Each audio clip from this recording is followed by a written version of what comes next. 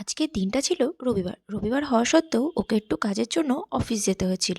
আর এদিকে দেখো গোলাপ ফুলগুলো কি সুন্দর ফুটে রয়েছে না?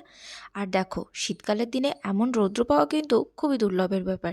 তাই সকালবেলা উঠেই যদি শীতকালের দিনে এরকম রৌদ্র পাওয়া যায় তাহলে কিন্তু মনটা বেশ ভালো হয়ে যায়। আর এখানে এই গোলাপটাও বেশ বড় হয়ে গিয়েছে।